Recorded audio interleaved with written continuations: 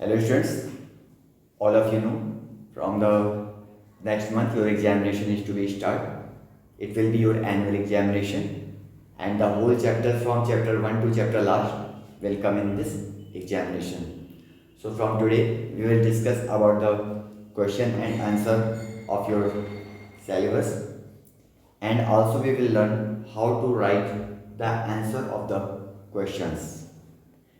Normally तो आप लोग क्वेश्चन का आंसर लर्न करके ही लिखते हैं और ये सबसे बेहतर तरीका होता है आंसर लिखने का, but for the proper information and the proper to understand the properly the answer of the question you have to also have to understand to write the answer in proper way. आपको इसको पहले समझना पड़ेगा कि question आपसे क्या पूछ रहा है, then you have to write the answer of it. So today we will talk about this question. Question is mention any 4 functions of the gram panchayat.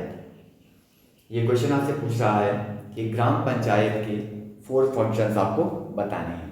मतलब ग्राम पंचायत क्या क्या काम करती है, उन काम में से जो 4 इम्पोर्टेंट काम हैं वो आपको यहाँ पर बताने हैं. तो आप सभी स्टूडेंट्स विलेज से बिलोंग करते हैं, तो definitely all of you are familiar with the topic that is the gram panchayat. और ये ग्राम पंचायत गांव के सभी कामों का ध्यान रखती है, केयर करती है, और वही सारे केयर वाले वर्क आपको यहाँ पर इसके आंसर में लिखने होते हैं. तो सबसे पहले आपको ये सोचना होता है कि ग्राम पंचायत क्या क्या काम करती है. अभी आप शायद इससे फैमिलियर ना हो, तो इसमें आप अपने पेरेंट्स की हेल्प ले सकते हैं.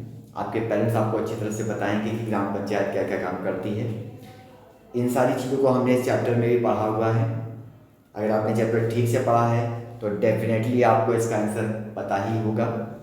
बाय द वे फिलहाल हम इसको लिखने का एक बहुत ही आसान तरीका यहाँ पे डिस्कस करेंगे. इसमें पहले आप ये सोचिए कि किसी भी प्लेस जहाँ पर आप रहते हैं, what are the main things that are required for you to live there in a proper way. किसी भी जगह जहाँ पर हम रहते हैं वहाँ पर ठीक तरह से रहने के लिए क्या क्या चीज़ें हैं जो ज़रूरी होती हैं. Definitely the gram panchayat is the part of the government and is the responsibility of the government to give the proper facilities of the people that are living in that particular area. ये गवर्नमेंट की जिम्मेदारी होती है कि वो public का ध्यान रखे और इस बात की केयर करे कि उनको ज़रूरत की सारी चीज़ें वहाँ पर अवेलेबल हों. तो यही सारा काम ग्राम पंचायत का होता है. अब हम देखते हैं कि वो कौन कौन से वर्क हैं जो इसके क्राइटेरिया में आते हैं, जो हमारे लिए इम्पोर्टेंट होते हैं. तो हम सभी अच्छी तरह से जानते हैं कि कहीं पर भी रहने के लिए जो सबसे पहली रिक्वायरमेंट होती है वो रिक्वायरमेंट होती है क्लीनलीनेस. ये बात आप बहुत अच्छी तरह से जानते हैं. स्कूल में प्रॉपरली आपको इंसिस्ट किया जाता है, फोर्स किया जाता है, टीच किया जाता है. आप इसको सीखते हैं कि हमें अपने आसपास के सराउंडिंग्स को क्लीन रखनी चाहिए. तो डेफिनेटली ये पहला वर्क होता है जो कि ग्राम पंचायत करती है. ये इस बात का ध्यान रखती है कि हर तरफ क्लीनलीनेस होनी चाहिए.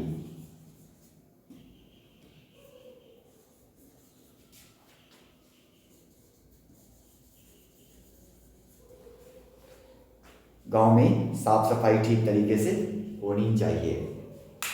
इस बात का ध्यान रखती है ग्राम पंचायत, और इसके लिए वो सारे एम्प्लॉयज़ जो इसके लिए रिस्पॉन्सिबल होते हैं उनके वर्क पे प्रॉपर नज़र रखती है और उनको ठीक तरीके से इंस्ट्रक्ट करती है ये सारे काम ठीक तरीके से हों. जो सेकंड नंबर पे किसी भी पर्टिकुलर प्लेस पे ज़रूरत होती है वो होती है वहाँ की रोड्स, स्ट्रीट्स एंड रोड्स. तो सेकंड जो इनका मेन वर्क हो जाएगा वो हो जाएगा कंस्ट्रक्शंस ऑफ स्ट्रीट्स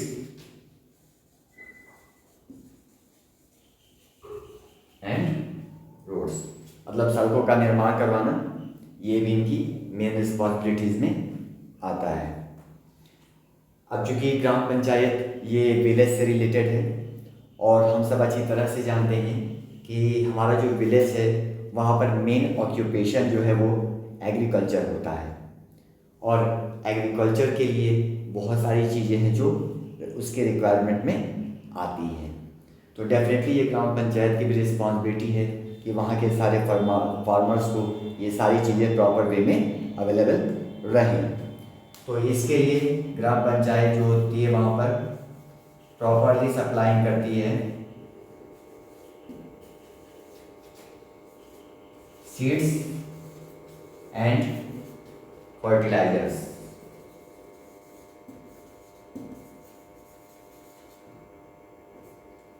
सीड्स और फर्टिलाइजर्स का प्रॉपर रिक्वायरमेंट वो कंप्लीट करवाती है।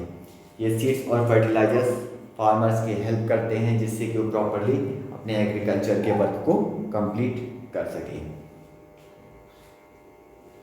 तो फर्स्ट हो गया क्लीनलीनेस ऑफ विलेज, सेकेंड हो गया construction of streets and roads, third हो गया supplying of seeds and fertilisers, and the fourth that is the also very most important, that is to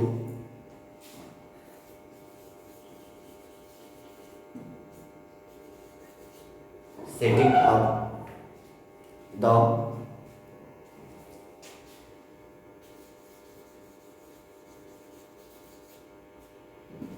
disputes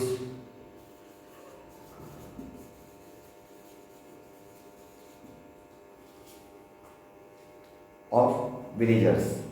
अगर विलेजर्स के बीच में, गांव वालों के बीच में किसी तरह की कोई प्रॉब्लम्स हो जाती हैं तो उन प्रॉब्लम्स को भी सॉर्ट आउट करना ये ग्राम पंचायत का वर्क होता है।